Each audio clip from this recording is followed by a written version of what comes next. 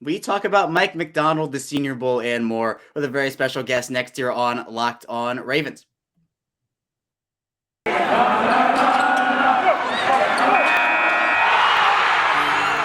are Locked On Ravens, your daily Baltimore Ravens podcast, part of the Locked On Podcast Network, your team every day.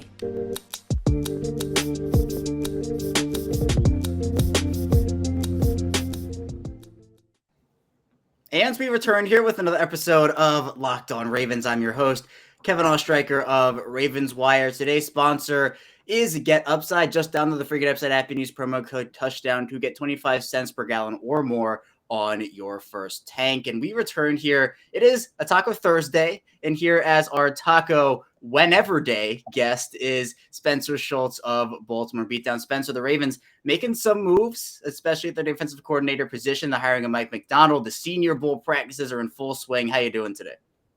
Doing quite well. It's been a good couple of days down here in Mobile, and interesting seeing these young men try and increase that stock. They're actively betting on themselves and taking the risk, risking injury, risking everything they've got to come down here and show these scouts, show these coaches, show the media what they can do and bet on themselves. So it's been a lot of fun. I love the Senior Bowl, a great showcase for those who stayed committed and ended up walking away with their degree and able to come down here and put themselves on display. So it's been a lot of fun. Jim Nagy and the whole Senior Bowl crew does a great job, and I'm excited for tomorrow and to be able to go back and watch all 3 days of tape and break it all down and start trying to slot guys into the right place. It's a nice way to use context to what you see on tape and get all the measurables, the first measurables in. We'll have the combine again this year, which we didn't have last year, which will be a fun embarking enterprise in a different location than Indianapolis for the first time. So all good stuff.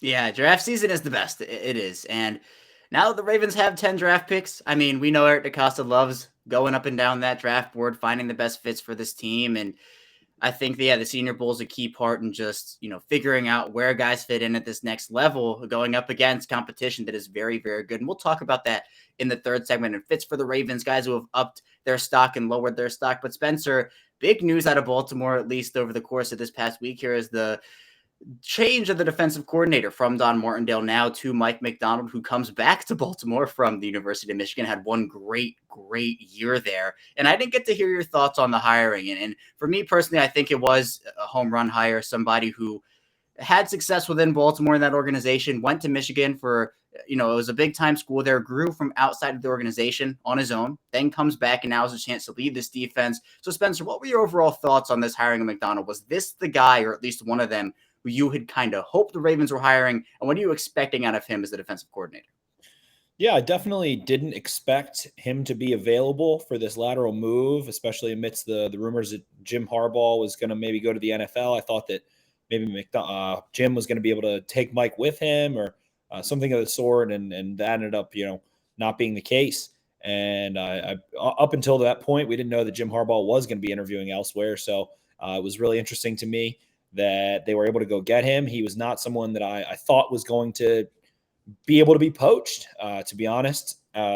Didn't quite expect it. So I was kind of looking at some different options for sure, but I think it is a great hire. What many people seem to forget is that he also worked under Dean Pease for a couple of years as well. So Mike Macdonald's, had time around Dean Pease, had time around Wink Martindale, had time on his own to go out there and go prove what he can do as a play caller in his own right and installing his own defense. And what he stresses is being multiple. You hear him talk about it all the time. When he was hired with Michigan, you hear him talk about it again today. And we're going to continue to hear that from him. And what that means is being able to be flexible and bend to make your opponent weaker. Being able to be a faceless man, so to speak, where you can play too high, you can play single high, you can sim pressure, you can drop 7 or 8 into coverage, you can bring 5 or 6 if you want to, so that you can attack your opponent's weaknesses or take away what they do best. And I like what he had to say about streamlining communication, remaining consistent in expectations for players, getting them prepared mentally ahead of their moments, ahead of their calls. And you go see his energy on the practice field. I mean, he's the youngest defensive coordinator in the NFL. He's going to have a lot of active, youthful energy on the practice field, and feels like he's, still really trying to carve a name for himself. He did so last year, very much so with Michigan. His defense was outstanding. I mean, it's stuff that we have seen. It's mugging pressure. It's bluffing blitzes by lining guys up in the A gap and dictating protection. But also, he was able to help develop Aiden Hutchinson and David Ajabo coming into the last year. And I know a lot of people want to jump to conclusions, and they are very talented players, and maybe they do just as well all the same without him. But you hear them give him a ton of credit. Coming into last year, they had 3.5 sacks combined in their career between the two of them. And last year they ended up with 24 sacks. So you hear them credit him with what they did. You hear all the players speak of him very highly. You see Patrick Queen and LJ Ford and Tyus Bowser and guys that work directly with Mike Macdonald when he was in Baltimore, praising him, praising the hire, being very excited. So Mike Macdonald, I think, is going to be able to do a lot of the things that Wink Martindale did in terms of what type of defense he orients, and there will be pressure. There still will be some cover zero, but again, it's being multiple. It's not being glued to those things, and it's getting that player input and making sure to put players in the best position to succeed. So it also is going to be interesting because what people don't tend to realize is that the college game kind of is more advanced schematically than the pro game. That's why it kind of trickles down into the NFL eventually. The spread, for instance, the spread offense and the RPO offense and all of those things, they started in college first before we saw them in the NFL. So getting a little taste of that. He spoke about that and how there are some similarities, some differences, but players are a lot smarter. Things are a little more basic ultimately at the NFL level. So I think Macdonald will be able to really hammer home some of the newfangled concepts and newfangled things that they need to be able to do. But again, we're going to see simulated pressure. We're going to see some blitzing, but we're also going to be able to see them play a more structured bracket style zone defense. We're going to be able to see them run some cover 4 palms a little bit more and some interesting things. So I think they'll mix it up, and I think it's going to be a good defense.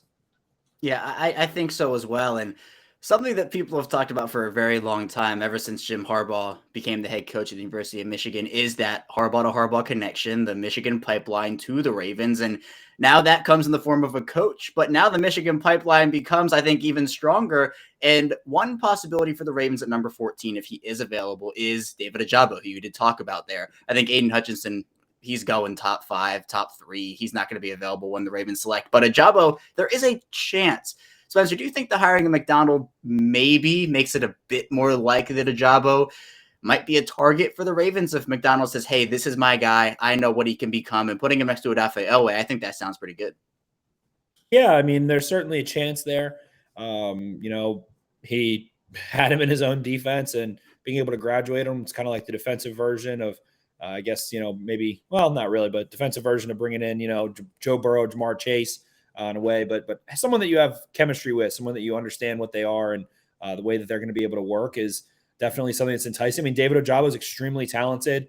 I think that the notion that, Aiden Hutchinson being on the other side is why he played well is erroneous. And I think if you watch the tape, you'll see that he simply is twitched up and wins one-on-ones, is able to do some really exciting things out on the edge. He's going to draw some comparisons to Odafe Oweh, but I would say they're kind of polar opposite players in style. Oweh was a very advanced run defender with great hand placement, able to lock out, hold the edge really well. Can be maybe that rush linebacker in this situation a little bit more so that you're relying on to be the strength of the formation. While Ajabo is going to be the more fluid, more polished pass rusher that kind of has the instincts to finish a little bit better and get to the quarterback, get the sack, get the strip sack, a little bit cleaner than Odafe Oweh does currently. Oweh is, going to be a little bit more of a pressure guy. Feels like he might not have that innate ability to feel the sack, feel the quarterback's movements and those things. You see Ajabo has that natural feel for it. So I think they're a little bit of a yin and a yang more so than people realize. They do have some similarities in terms of, athleticism and maybe a little bit in size a little bit. So some of those things for sure. But I think stylistically too, they're very different players. And in that sense, that works well. So you have a player in Odafe Oweh that's going to be able to lock out against the run that you can depend on, and then David Ajabo can be a little bit more of that true freaky pass rusher that can hit inside spins, outside spins, speed rips, speed rushes, speed swipes, all of those things. So I think both of those guys could stand to add a little bit more to their bull rush and live in the world of the long arm bull rush kind of being their home base, so to speak, a little bit more so. But I think that those guys would pair very well together ultimately. And there's other guys. There's Daxton Hill, Justice Hill's brother. There is a defensive lineman whose name is escaping me as well, out of Michigan. That there's several guys that could ultimately end up being part of this Baltimore Ravens defense and being a major factor coming straight out of Mike Macdonald's defense in Ann Arbor. So I'm excited to see it. I think I'd be more surprised to see them not end up with a Michigan player at some point in this draft than the other way around, with him having that inside track there. But sometimes we kind of gravitate to these things and they don't end up happening, as there's not too many players that they could ultimately end up with. So either way, it wouldn't be surprising. Yeah, it's kind of like an expected thing for me, but you mentioned it. Sometimes it just doesn't work out that way. And people look to the outside linebacker position in Baltimore right now. They're like, oh, well, they drafted Odafe Owe and Dalen Hayes. Why would they invest another first-round pick in an outside linebacker? Well, looking at the rest of that position from a big picture, you don't know what's happening with Tyus Bowser in terms of his recovery. John Harbaugh expressed confidence, but we just don't know the timeline with his torn Achilles. Pernell McPhee is a free agent and honestly might be mulling retirement at this point. Justin Houston is a free agent and could be doing the same thing or could go elsewhere. So you have a bunch of guys, and obviously Jalen Ferguson, who hasn't really panned out, has shown flashes, but the outside linebacker position, I think, is more of a need than some people might think it is right now. And so a player like Ajabo or another outside linebacker who can be a guy for them, opposite of Owe, would be a really good addition, in my opinion. So if it is Ajabo, he does have that Michigan connection to be another Michigan Ravens pipeline. So it'll be interesting to see how it all works out there. We'll head into our first break. Then when we get back, we'll be diving into more Mike Macdonald analysis, talking about his introductory press conference. So stay tuned for that, and we'll be right back. Hey, Ravens fans, this is Kevin Oestreicher with the kind of WAP everyone who buys gas needs to know about in Get Upside. Just download the free Get Upside app in the App Store or Google Play right now and use promo code TOUCHDOWN for 25 cents per gallon or more on your first fill-up cash back. Don't pay full price at the pump anymore. Get cash back using Get Upside. Just download the app for free and use promo code TOUCHDOWN for 25 cents per gallon or more on your first tank. Some people who drive a lot are making as much as $200 a year in cash back, and there's no catch. The cash back is added right to your account. You can cash out anytime to your bank account, PayPal, or new gift card for Amazon and other brands. Just download the free Get Upside app and use promo code TOUCHDOWN to get 25 cents per gallon or more cash back on your first tank. That's code TOUCHDOWN. We're back. It's our second segment of Locked On Ravens. Kevin Oestreicher still here with Spencer Schultz. And Spencer, Mike Macdonald had his introductory press conference with the Ravens on Wednesday, had a lot of good things to say, talked a bit about his time at Michigan and gave some input on who he thinks the best Harbaugh brother is. Spoiler alert, he did not give an answer. But there's a lot of stuff in there that he talks about just in terms of what's going to be taken over from the Don Martindale defensive unit, the aggressiveness and this, that, and the other. But Spencer, what did you take away from Mike Macdonald and what he had to say in his first press conference as the Ravens defensive coordinator? Well, again, the consistent thing is being multiple, and I already talked about that in the last segment. But the rest of that answer seems like it's being a little bit tucked away beneath that quote, which was that, that means more so to him being aggressive to throw quarterbacks off and disguise things. So I think that disguising coverage is going to remain very important, which is imperative, especially against a Joe Burrow.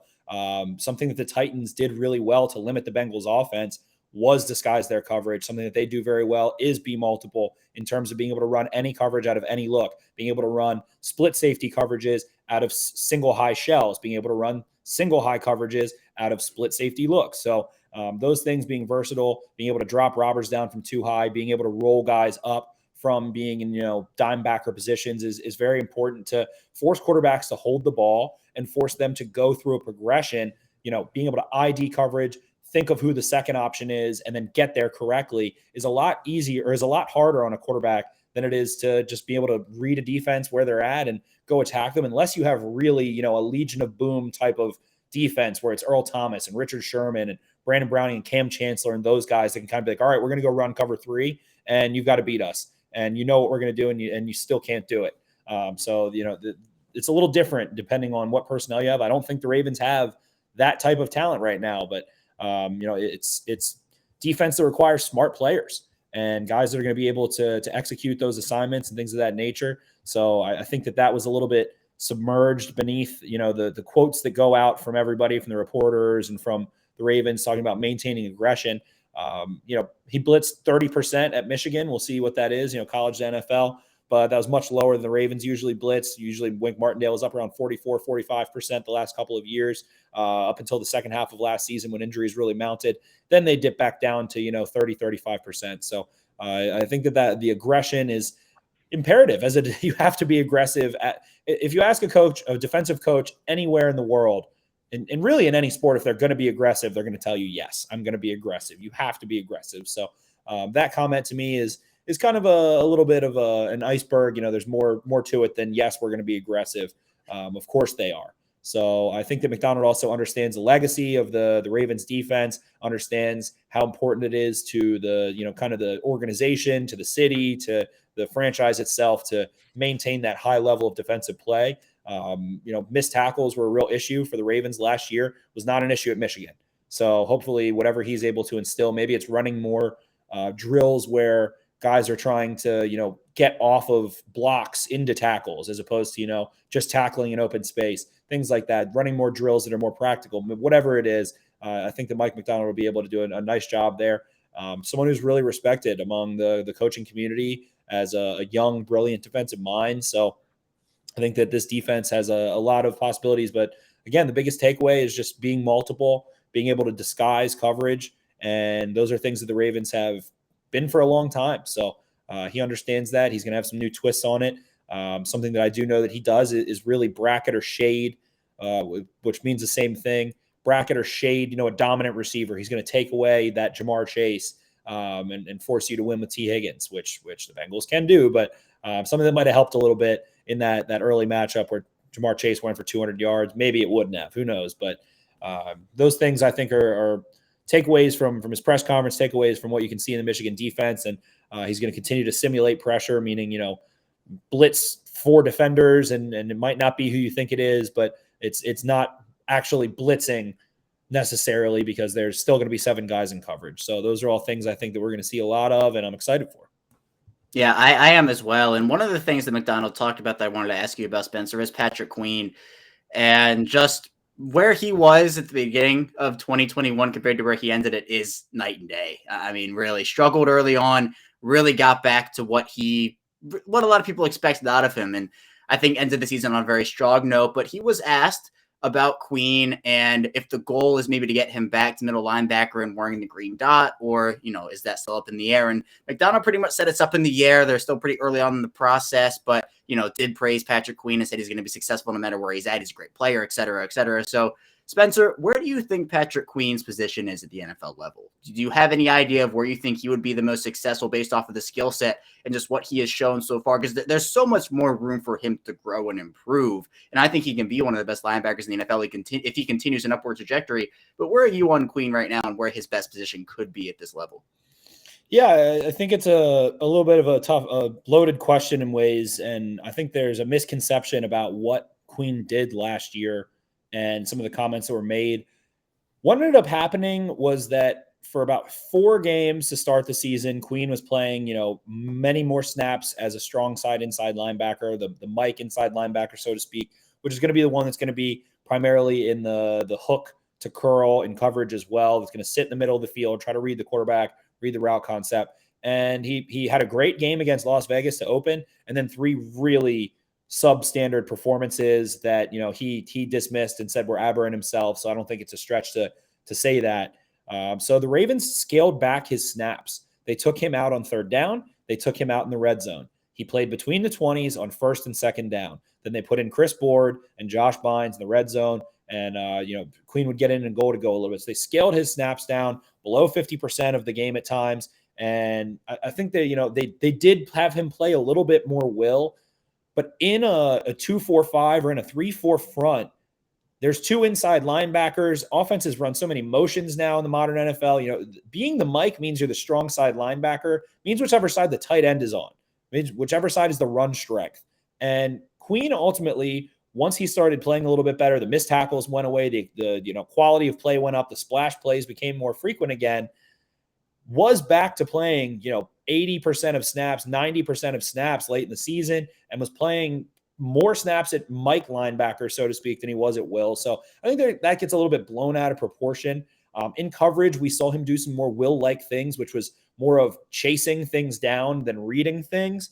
So maybe that's the case. Very young player. Queen himself said that his biggest area that he felt he struggled his rookie year was reading 3-man route concepts and not really having a strong feel for what was going on behind him and where to close throwing windows. And I think we saw him get a little bit better at that. So I think it's a question that's going to keep kind of getting spun around, retreaded. But I don't know that he's never going to be playing full-time Mike versus full-time Will in this defense, because there's so many motions, there's switches, there's, you realign different ways and different things. So ultimately, he does still need to improve a little bit, and we would love to see some picks over the middle or him jumping more routes and things like that. I think he's only had a couple pass breakups. He had one interception his rookie year, which was off a deflection. So that's an area that he still needs to improve on. He's not, a big, tall, long guy that can really clog up a passing lane that well. So he needs to be smarter, quicker, beat guys to their spot, read things a little better. And I think we started to see that. I think we started to see him ID where the ball was going before it came out a lot more than we did early in the season. So at the end of the day, like he said, he's an impact player, but still has a lot of things to clean up. He is still very young. He's going to be in his third season at 23 years old.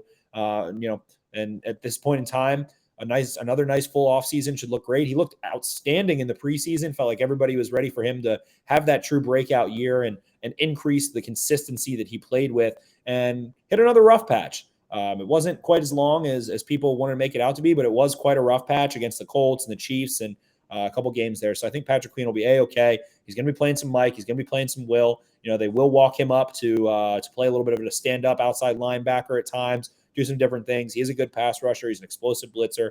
So continuing to just mentally increase his consistency there, especially on third down, will be key. So it's been a little bit more of a battle than I think many people wanted when the Ravens took him in the first round. But Queen has been resilient, and I think that in the long term, he's still just going to be an inside backer through and through and be able to make plays that way.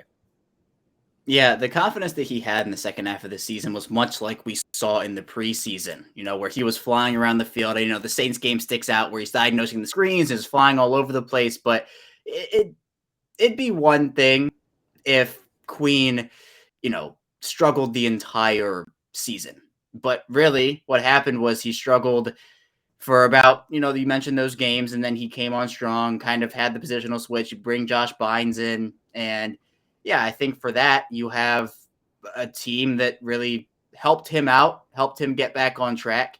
And yeah, it really helped him. And I think moving forward, Queen has a very bright future. McDonald echoed those same sentiments. And so what I expect from Queen are lots of good things. And the expectations of Baltimore can be really, really high for players, especially taken in the first round. So there was obviously some disappointment, and he did need to play better. He acknowledged that. But, thank Josh Bynes for what he was able to do and got back on track in the second half of that season. We'll head into our final break now, though. When we get back, we'll be diving into some Senior Bowl notes. So stay tuned for that, and we'll be right back. BetOnline as we covered this season with more props, odds, and lies than ever before. As football continues its march through the playoffs right to the big game in a couple weeks, BetOnline.net remains the best spot for all of your sports sources, podcasts, scores, news this season. And it's not just football. BetOnline is up to the minute info on pro and college hoops, NHL, boxing, UFC, along with live real-time updates of current games. No wait, take advantage of all the new amazing offers available for the 2022 season.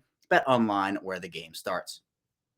This episode is brought to you by Rock Auto. With the ever-increasing numbers of makes and models, it's now impossible for your local Gen Auto Parts store to stock of the parts you need. Why endure from pointless or seemingly intimidating questioning and wait while the person behind the counter orders the parts in their computer? It's usually only brand the warehouse happens to carry. You have computers with access to RockAuto.com at home and in your pocket. Save time and money when using Rock Auto. Rock Auto is a family business serving do-it-yourselfers for over 20 years, and their prices are reliably low for every customer. So go to RockAuto.com right now and see all the parts available for your car or truck. Right, locked on there. How'd you hear about us box so they know we sent you? Amazing selection, reliably low prices, all the parts your car will ever need. RockAuto.com. We are back here, our final segment of Locked On Ravens. Kevin Oestreicher still next to me with Spencer Schultz. And Spencer, the Senior Bowl, it's an exciting time. You've been down there in Mobile for a couple days now, kind of looking at these prospects, seeing guys who have either put on a show or not so much put on a show in a different way.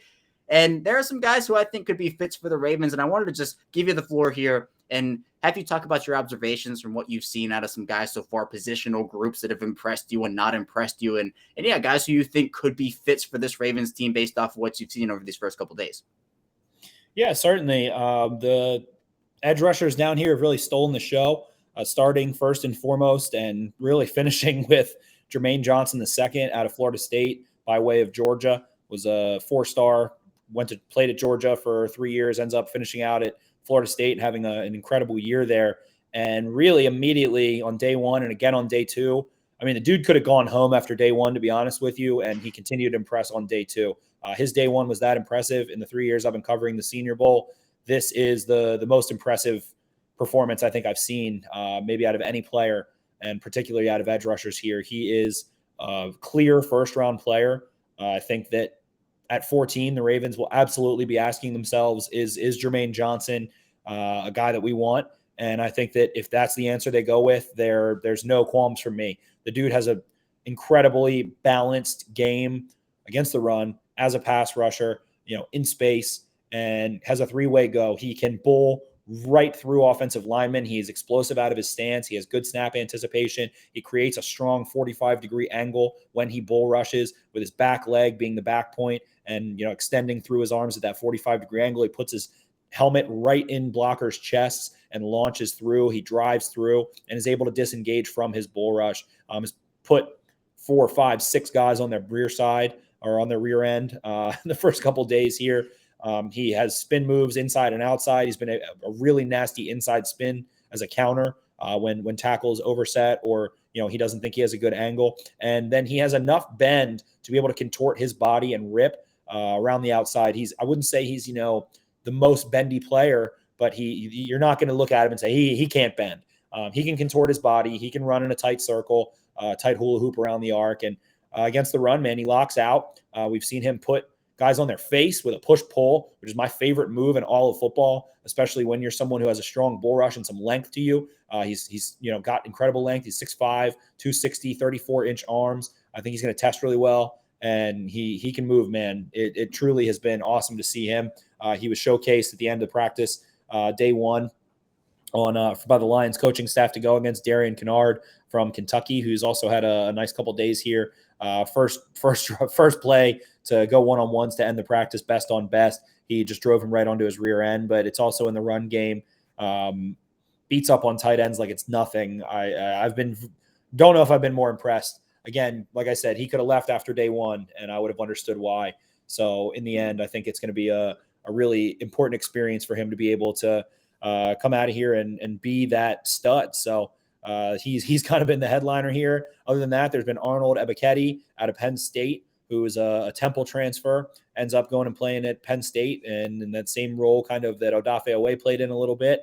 And I heard it's one guy told me, he reminds me of Shaq Barrett. I was like, wow, I see that. He's got a really strong hezzy move where he can hezzy inside, swipe your hands or rip or bull you, and is able to have those really strong inside counters. He can win with a speed rip around the edge. He's still a player that I feel like is improving against the run a little bit, but is able to win there. He plays a little bit light as a run defender at times. And then Kingsley Enagbare out of South Carolina has been another one that honestly it's gotten a little bit crazy because he's almost not trying to sack the quarterback. He's just trying to punish his blocker at times on some of these drills. It's a little bit unrealistic, I'd say, in a funny way, where it's like, okay, he's not trying to go sack the fake quarterback who's a coach standing there. He is just trying to drive a guy through the benches, through the stands, and has done it a couple times. Really explosive. He has a little bit of an unorthodox movement to him. I think there's a little unpredictable, and his bull rush has been awesome. A guy that has had a nose for the football down here. So those three have really been strong here overall. Aside from them, it's been the interior rushers as well. Travis Jones out of Connecticut is a guy that looks like he can play zero tech, play one tech. He can two gap. He can be a penetrator. He can play on third down. He's a really stout run defender and has really created some issues for offensive linemen in team drills, in one-on-ones, and everything in between. So I've been mightily impressed by him. Fedarian Mathis out of Alabama has had a couple nice moments, but I thought I was going to be a little bit more impressed by his movement skills than I am. I'm not seeing someone who really is sticking out down here necessarily. So I'm looking for him to step up a little bit. But that same note, Atito Ogbonna out of UCLA, who is a little bit raw still, but man, 35-inch arms, 325 pounds, looks like a defensive end, and has been moving bodies left and right. He's an absolute load to take on. He's been mighty impressive. So again, these nose tackles down here, these big guys, I think you can find in the second and third round a little bit just out of the Senior Bowl alone are going to be much needed. And they're guys that can rush the passer. And that's exactly what this Ravens defense has been lacking. That one tech, that zero tech that can really rush the passer, has a little bit more length to clog passing lanes, to be able to lock out, to be able to grab quarterbacks when they get a little bit closer and do some of those things. So those guys have been mighty intriguing. One of my favorites through really the last year, 2020 through 2021, Jalen Petrie, who I would call a star bag. Everybody talks about Jalen Ramsey playing, the star position for the Rams. That's what Jalen Petrie was playing in Dave Aranda's defense, and is a nickel that can, drop back a little bit, makes plays against the run. He can rush the passer, but most importantly, unreal coverage skills out of the slot, against running backs, against tight ends, against slot receivers, you name it. He's very patient. He's very smart, and he's really explosive. His patience, he stays neutral. All of his reps look the same. Wherever he wants to make leverage, he forces the receiver to go the other way and breaks on the ball. He's a touchdown maker. I think he scored 3 touchdowns in the last 2 years, had a bunch of interceptions and pass breakups. He has a little bit of that Elijah Molden, Tyrann Mathieu to his game, where he's kind of this smaller guy who is a predator in the open field. He sees where the play is going before it's going and kind of goes and surprises guys as ball carriers that don't see him coming. A very solid tackler. He's had some battles against tight ends that are much bigger here, and he physically imposes on himself on them. So I think he's a player to watch out for. I think he fits with the Ravens really, really, really well as such a versatile slot defender. I think he can play a little bit of split high safety as well. We've seen him do it a little bit down here, but something that he needs to rep a lot more into. So another one that's been super impressive down here. Other than that, Mario Goodrich out of Clemson. A lot of people are looking at Andrew Booth in the first round out of Clemson, but Mario Goodrich, the corner here, press man, press bail, off technique, everything. We've seen him able to make plays. He's got good size. He's got fluid feet. His hips can immediately open and close as much as he wants to. He's super patient. Just a really well-rounded corner right now who's done a really good job. So I've been very impressed with him as well. A really intriguing prospect out of University of Texas San Antonio is Tariq Woolen, who is a 6'4", 198-pound corner, kind of built like Chris Westry a little bit. I think he hit 22 miles per hour according to Zebra GPS tracking down here in their shoulder pads. So he's hit the top speed, I believe, down here of any player. Converted wide receiver who is just toolsy, man. I mean, there's some moments of rawness there. He's not going to be a first-round guy, but someone maybe in the third round that you can go grab and develop very well. That's somewhat similar to Chris Westry, someone who's been super impressive to me. So on the offensive side of the football, there's been, the tight ends are really impressive. I'd say Trey McBride from Colorado State, Jeremy Ruckert out of Ohio State have been killing it through and through. Ruckert is a big boy that can block, but is a vertical threat downfield. He kind of is built like a Kyle Rudolph, but just runs a little better than that and is a little more sudden than that and smooth through his breaks. So I think he's going to be a second-round pick. I'm not shocked to see him go maybe top 40. Trey McBride as well. He's kind of like he's a big slot. He's 6'3", 240-something. He doesn't have the most size. He's maybe not the fastest guy in the world or the twitchiest or anything, but I think can kind of give you a little slowed down version of maybe a little Cooper Kupp when he was coming out of Eastern Washington. Maybe not going to be the 1,900-yard guy by any means, but I think he's a really great big slot that can win over the middle of the field and do some interesting things for you, go make some tough catches. He's been mighty impressive. Quarterback-wise, I think that Malik Willis has probably been the best quarterback here over the first 2 days. Really started to turn it on day 2, playing in rhythm. The ball just flies off his hand a little bit differently. He's more confident. You can just feel it. There's less indecision. He's going for broke, and it's working out for him very well. Calvin Austin, a receiver out of Memphis. I'm not that the Ravens necessarily need a guy like this, but just in general, about 5'9", 190, and is a flyer. He's toasting dudes deep consistently.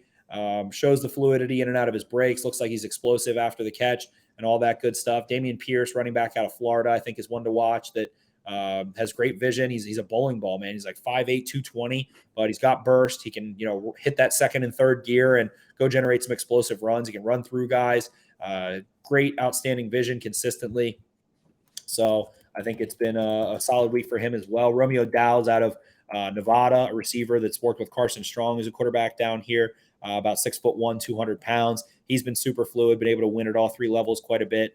So I've been mighty impressed by him as well. And then Christian Watson out of North Dakota State, 6'4", 210, flies, absolutely flies, man. Able to go make some tough catches as well. So it's been quite a group down here. Zion Johnson along the offensive line, Boston College, playing a lot at center, which he's never played before.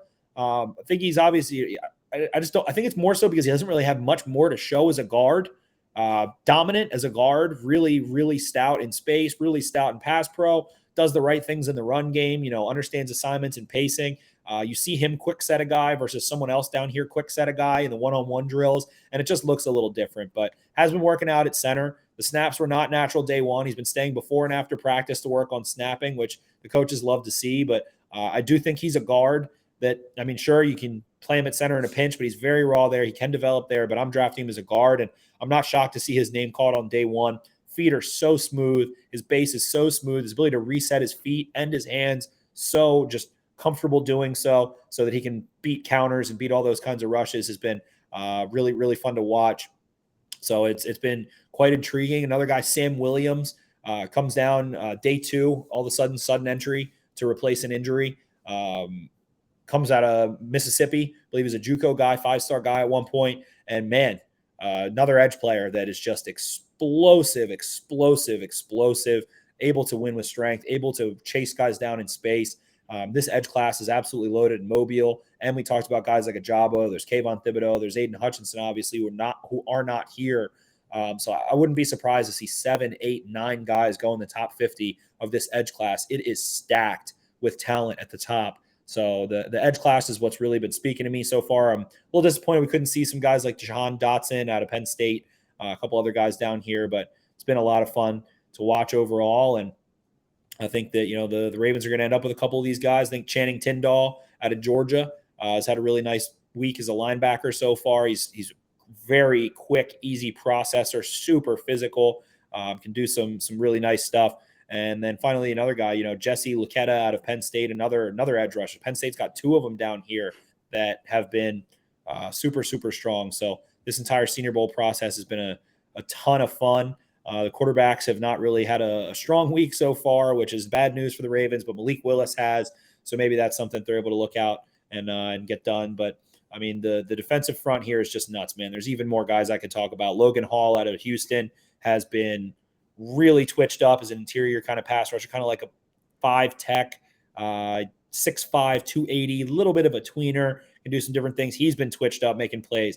Perrion Winfrey is a little bit bigger than that, still another little bit of those hybrid guys. He's been twitched up, making plays. His first step, his quick hands, locking out, doing all kinds of stuff. So this defensive front has really impressed. Some guys that have disappointed. We really haven't seen enough out of Daniel Falele, someone I was really excited. So far, he's looked a little bit more raw than advertised. And it's strange because, there's 2 highlights of him getting put on his back. He's had a bunch of really nice reps aside from that. But for instance, today, everybody's like, oh, the 387-pound guy gets put on his back. It was really interesting. It was a play action in team drills where he was just walling off the front side, something he did at Minnesota a ton. And just looked like he had never done it before suddenly.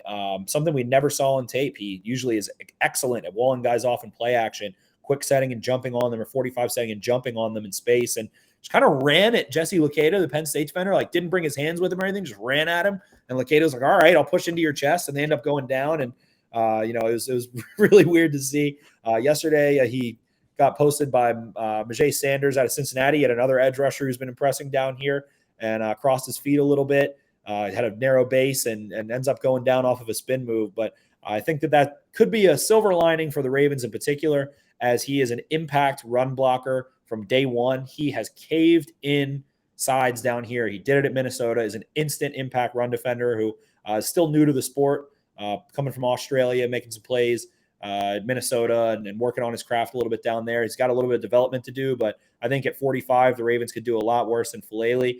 Trevor Penning out of Northern Iowa has not been as impressive as we would have liked, a guy that I thought would be maybe in consideration for the Ravens at 14, kind of based on some of the hype. And I only would watch 1 or 2 games before coming down here. But Trevor Penning has not gives guys a little bit too much of a runway. not jumping on guys quick enough or maintaining a close enough distance to them, and is effectively, giving them these runways to go beat him, which has been a little bit concerning as well. But ultimately, we want to see those guys continue to step up. Flaley is a guy that I'm still very high on, but would like to see a little bit more. I mentioned Darian Kennard earlier, who has been strong. The final guy I'll talk about here, or I guess the last two, Dylan Parham out of Memphis has been playing some center. Let's say Bradley Bozeman leaves for the Ravens in free agency.